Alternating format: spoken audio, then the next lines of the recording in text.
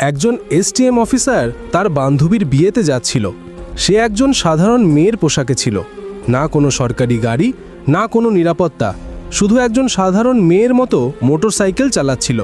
যখন সে হাসনাবাদ শহরের কাছাকাছি পৌঁছালো, তখন সামনে একটি পুলিশ চৌকি চোখে পড়ল। ৩-৪ জন পুলিশকর্মী চৌকির বাইরে রাস্তায় দাঁড়িয়েছিল, আর মাঝখানে ইন্সপেক্টর প্রসেনজিৎ ইউনিফর্ম পরে দাঁড়িয়েছিল। সে মেয়েটিকে হাতে লাঠির ইশারায় থামতে বলল। মেয়েটি মোটরসাইকেলটি রাস্তা থেকে নামিয়ে একপাশে দাঁড় করিয়ে দিল। ইন্সপেক্টর কড়া গলায় জিজ্ঞাসা করল, কোথায় যাচ্ছ? মেয়েটি খুব শান্তভাবে উত্তর দিল, বান্ধবীর বিয়ে আছে, সেখানে যাচ্ছি। ইন্সপেক্টর প্রসেনজিৎ তাকে মাথা থেকে পা পর্যন্ত দেখল।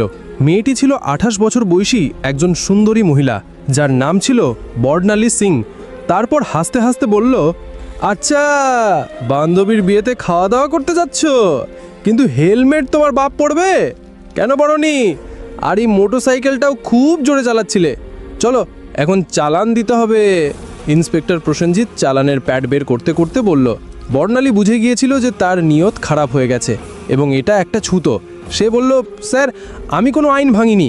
ও ম্যাডাম, আমাদের আইন শেখানোর চেষ্টা করো না। সে পাশে দাঁড়ানো একজন কনস্টেবলের দিকে তাকালো এবং তারপর বর্ণালীর দিকে তাকিয়ে বলল, একে শিক্ষা দিতে হবে। হঠাৎ ইন্সপেক্টর জোরে একটা চড় মারল বর্ণালীর গালে। খুব প্রশ্ন করছিস, পুলিশ যখন কিছু বলে তখন চুপচাপ মেনে নেওয়া উচিত। বর্ণালীর মাথা এক মুহূর্তের জন্য ঘুরে গেল, কিন্তু সে নিজেকে সামলে নিল। তার চোখে রাগ স্পষ্ট ফুটে উঠছিল। চৌকির ইনচার্জ ইন্সপেক্টর হাসতে হাসতে বলল, এখনও এর মধ্যে অহংকার বাকি আছে। এমন কতজনকে ঠিক করে দিয়েছি, ভালোভাবে শেখাতে হবে। একজন কনস্টেবল এগিয়ে এলো এবং বলল, স্যার, এটাকে থানায় নিয়ে চলুন, সেখানে ঠিকঠাকের সেবা করব।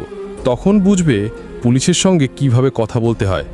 একজন কনস্টেবল বর্ণালীর বাহু ধরে টেনে বলল, চল, গাড়িতে বস। বর্ণালী ঝটকা দিয়ে হাত ছাড়িয়ে রাগী গলায় বলল, হাত লাগানোর চেষ্টা করো না, নয়তো পরিণতি ভালো হবে না। ইন্সপেক্টরের রাগ আরও বেড়ে গেল।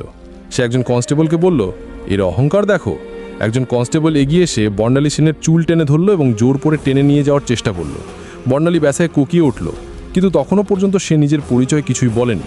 সে দেখতে চাইছিল এরা আর কতটা নিচে নামতে পারে।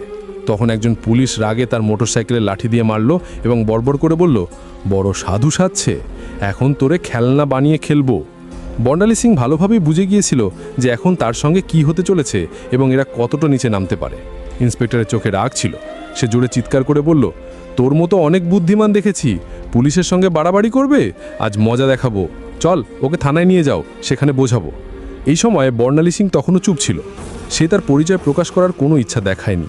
সে দেখতে চাইছিল এরা প্রশাসনকে কতটা বদনাম করতে পারে, এরা কতটা অত্যাচার করতে পারে। ইন্সপেক্টর